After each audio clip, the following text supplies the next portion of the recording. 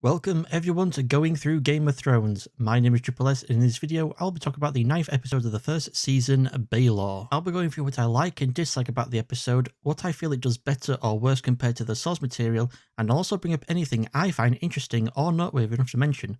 There might be spoilers for future episodes and books as well, so you've been warned. With all that said, let's begin. They make Walder Frey just a little bit more creepy in the show by having his wife be a 15 rather than a 16-year-old like she's in the book. I don't like that they have Geo moments say that Longclaw works just as well for a wolf as well as a bear in the show. In the book, it's actually Jon who points this out, which pleases Mormont that Jon won't be renaming his ancestral family Valyrian sword. I developed a false memory of Theon laughing his head off in the book at Cat telling Robb that Arya will have to marry a Frey when she comes of age, and Robb's going to have to marry one of Walder's daughters. I think I was getting myself confused with the scene in the book of Renly laughing at Joffrey having been disarmed by Arya and her throwing his sword into the Ruby Ford, back when the whole Nymeria biting Joffrey incident happened. In the book, we aren't told of Theon ratting at all, and in the show he only chuckles a bit, especially when Cat says maybe one of Lord Frey's daughters might be good looking enough for Robb. I am very surprised that blind as a bat Maester Aemon isn't also fingerless with him chopping meat with a meat cleaver like that. Jesus. Excuse me sir, but why are you running? Where have you got to be in such a hurry? Why do I care so much about this one person running in the background? So it turns out Dany isn't the last Targaryen after all. There is another, and his name is Aemon.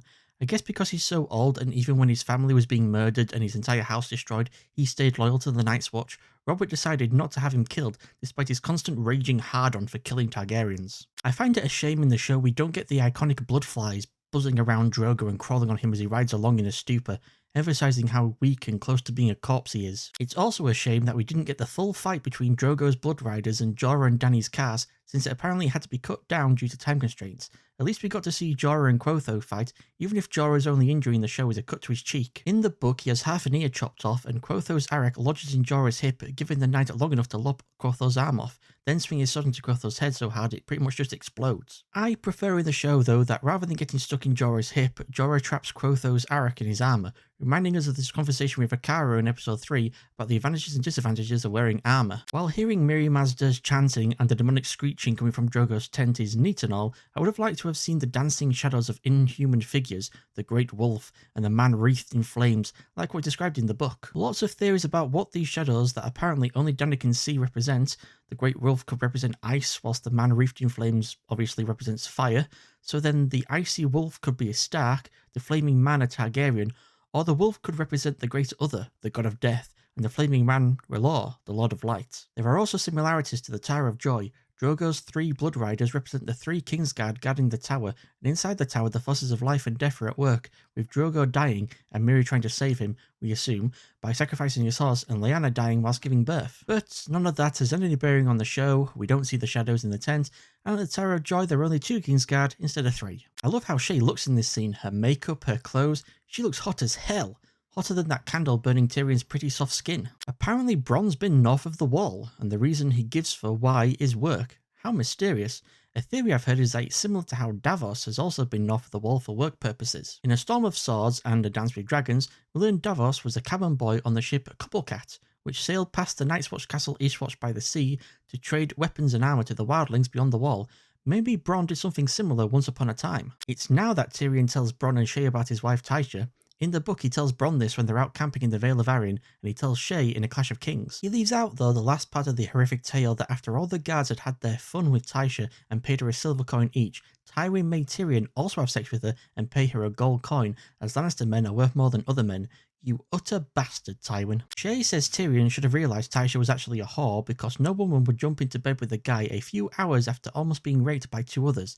Let's put a pin in that for now, and I will come back to it in quite a few episodes' time. I like Bronn here just being like, I'm a head out, when Shae gets on top of Tyrion and starts making out with him. Tyrion tells Bronn to fetch his squire, but Bronn says Tyrion doesn't have a squire, since Podrick Payne isn't introduced into the show until the next season, whereas we first meet him in the book at the same time as when we and Tyrion first meet Shae. Tyrion wears perfectly sized Lannister armour in the show instead of the mishmash of scrounged up armour in the book, including a helmet with this big spike on the top that makes him look like a unicorn, and which he headbutts into a horse in the upcoming battle. Due to budgetary reasons, we unfortunately don't get to see any of the battle on the Green Fork, the excuse for us missing it being Tyrion missed it by being knocked unconscious by the hammer of one of his hill tribesmen. It's a shame we don't get to see Tyrion fight on horseback, him stabbing his helmet into a horse as I mentioned before, and his capture of an enemy knight that the speared horse fell on top of. Jaime challenging Robb to a one-on-one duel isn't in the book, but I think it fits his character pretty well.